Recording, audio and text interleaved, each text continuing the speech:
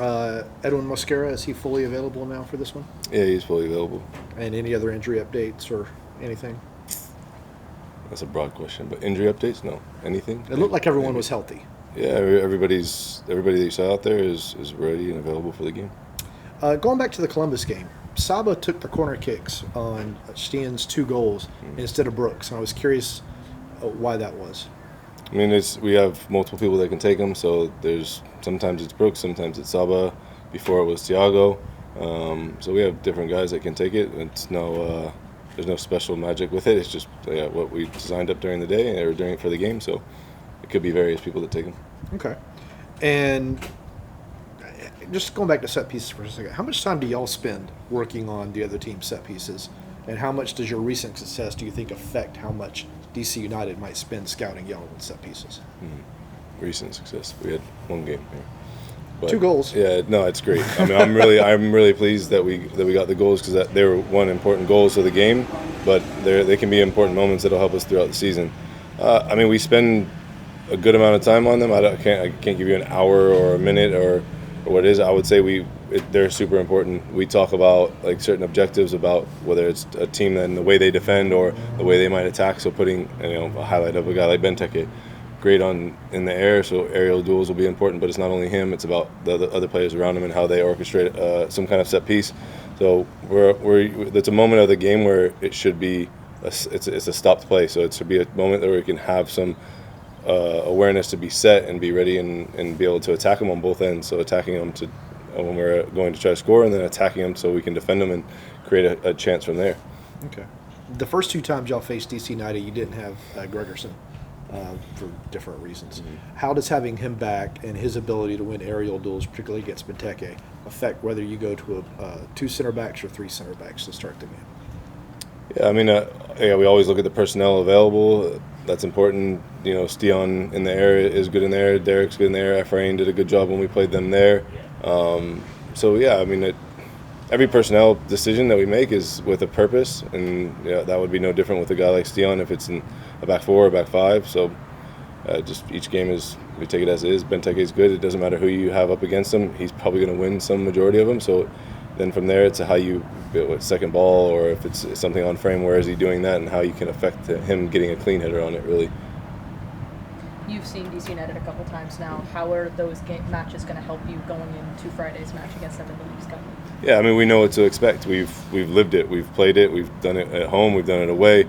I think they've added some pieces I think that should be available. So we'll see how those guys play their part. They have a distinct way of playing. They haven't changed that. So that's something that we have to be aware of. And you guys have touched on Benteke, but they've got other players that can play in there. Kleek, he's a dangerous player. You've got their center backs are dangerous in some areas of set pieces. The way they defend, and they've got Stroud, Cudi Pietro. So I'm going to butcher his name, but he's been really dangerous. So they've got other players that can hurt us, and we have to be really aware of those moments and then how we can hurt them. So all the experience that we've had against them, we can hopefully draw on that to bring us a result. And on the roster online for Leagues Cup, it has Ashton Gordon and Jacob Williams. What have you seen from them coming into this and having them be a part of this roster? Yeah, I mean, we need depth. It's a tournament that hopefully we can kind of continue to have positive results tomorrow night, and then from there, if we can advance, but also making sure we have depth and cover in positions, and if opportunities present themselves, that those guys are ready to step in. At the time, Jacob can play left back. He's a guy that is I would say attack minded, but also can defend. So somebody that can have cover on that left side if that were to be the case. Ashton can play multiple positions. He's a young kid that's energetic and all that. But if his name was called upon, we know that we can rely on him. He's been around for us with the Open Cup. He's gone on the road with us, so he's been in our environment. So it's somebody that we feel familiar with, and we think has a pathway in the club. How's it been having that stable back with Derek Williams and Stian, having them back, having them have a couple matches under their belts, and having that chemistry on the field? Yeah, I think it's important that there's chemistry, and I've told them before, there's competition. So Luis Abraham's done well with his opportunities. Efrain stepped in. Noah, when he was here, did a good job. So whoever is called upon, I feel like there's chemistry amongst them all, and I feel comfortable that they'll do their job and do it to the best of their abilities. What's kind of been the message coming off of the Columbus win in terms of just the mentality going into a different tournament? Yeah, I mean, we talk about no complacency. So obviously we'd love to build some momentum, and it's an interesting time period where, in terms of the league is paused right now. So we approach every game in a same mentality of winning the game, and that's the outcome that we always want. So about progression of the team. So it's the outcome is the win that we always want, and now it's not 3 points, but it's how we can advance into this tournament. So it's about building momentum now and keeping on the progression of the team. Do you feel that there can be carryover from the win on Saturday? This will be 6 days since it's a different competition, obviously, but obviously better to go into something like this with a win, coming off a win, than 100%. the other result? Yeah, 100%. It's a much better feeling, that's for sure. I think there would be maybe a difference, and I don't mean this in a bad way, good way. It's just if we were playing Santos first, maybe the competition feels different. But we're playing DC United, who are in our league. We've played them, we're familiar with them. And I don't mean that we take our foot off the gas by any means. It's more the fact that it's familiarity of the league opponent. So it almost feels like a league game in that sense. We understand that it's a different tournament. There's different rules with that tournament. So we understand that piece.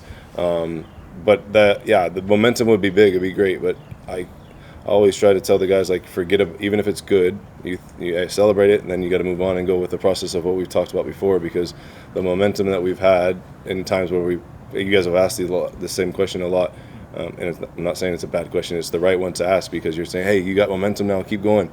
That's been the trick and the challenge. Can we keep going on one positive result? That doesn't just win you the next game. So that one gets pushed off, and you've done your good job, you get your pat on the back, and then you move forward to get advancement in this tournament. How do you approach penalty kicks when it's best of 5? Do you have assigned guys already, or is it just whoever feels it at the moment? How do you prefer? I mean, we practice it, so we obviously we take that into account. Guys who have taken them in their career, guys who have done this in competitions before, when we've done it out there, how they performed in a training session, and then in the moment, who's on the pitch. So we'll do our work, obviously our due diligence of who has done well and who we think that in the moment could step up and take them. And ultimately, when it does get to that, if we do decide, you have to ask the question, hey, are you ready to step up and take it? That's a mentality piece of, in the moment, are you really ready to step up and do it? So it's one thing to talk about it. It's the next thing to step out there and do it. So hopefully we don't get to that, though. This is kind of a weird question, but is it odd to play on a Friday? Has that affected any of y'all's preparations? Do you have to adjust schedules and things? Absolutely not.